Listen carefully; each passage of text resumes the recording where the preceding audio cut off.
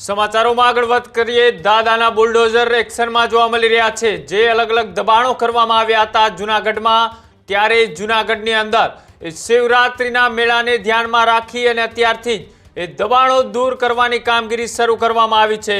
જૂનાગઢના ભવનાથમાં તંત્રનું ડિમોલેશન, શિવરાત્રી મેળાને ધ્યાનમાં લઈ દબાણો છે તે દૂર કરવાની કાર્યવાહી હાથ ધરવામાં આવી। લારી ગલ્લા અને કાચા ઝૂંપડાઓ પર ફેરવી દેવાયું બુલડોઝર। 100 જેટલા નાના મોટા દબાણો છે તે દૂર કરવામાં આવ્યા। મેળાની જગ્યા પર દબાણો દૂર કરવા માટે તંત્રએ શરૂ કર્યું મેગા ડિમોલેશન। પ્રાંત અધિકારી, મામલતદાર સહિતના અધિકારીઓનો કાફલો એ ડિમોલેશન સ્થળે પહોંચ્યો। જેસીબી સહિતની મશીનરીથી તંત્રએ ભવનાથમાં કર્યું ડિમોલેશન।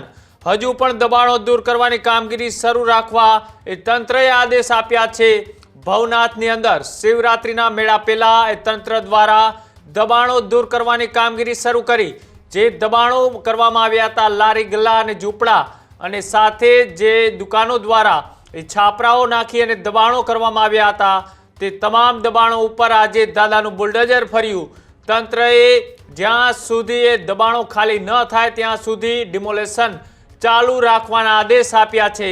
પ્રાંત અધિકારી સહિત એ સુરત મહાનગરપાલિકાના અધિકારીઓ પણ એ ત્યાં ઉપસ્થિત રહ્યા હતા અને સાથે જ આ જે દૂર કરવામાં આવ્યા છે દબાણો, આ દબાણો શિવરાત્રીના મેળા પહેલા ખુલ્લી જગ્યા કરવા માટે કરવામાં આવ્યા છે। સાથે જ પ્રાંત અધિકારી ચરણસિંહે આ મામલે માહિતી આપતા શું કહ્યું, આવો તે પણ જોઈએ।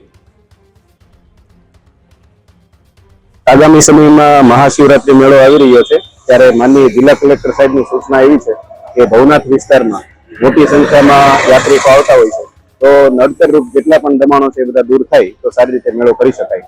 માનનીય કલેક્ટર સાહેબના માર્ગદર્શન હેઠળ આજે એક ડિમોલિશન ડ્રાઈવનું આયોજન કરેલું છે। એમાં સમગ્ર જે ભવનાથ મેળાનો જે રૂટ છે એમાં દેખીતા જેટલા પણ દબાણો છે નડતરરૂપ એ બધા દબાણો આજે દૂર કરવામાં આવી રહ્યા છે। આગામી સમયમાં આ પ્રવૃત્તિ છે એ રોજિંદા ધોરણે ચાલુ રાખવામાં આવશે અને મેળો આવે ત્યાં સુધીમાં મોટા ભાગના દબાણો છે એ દૂર કરી અને બધી જગ્યાઓ ખુલ્લી કરવામાં આવશે।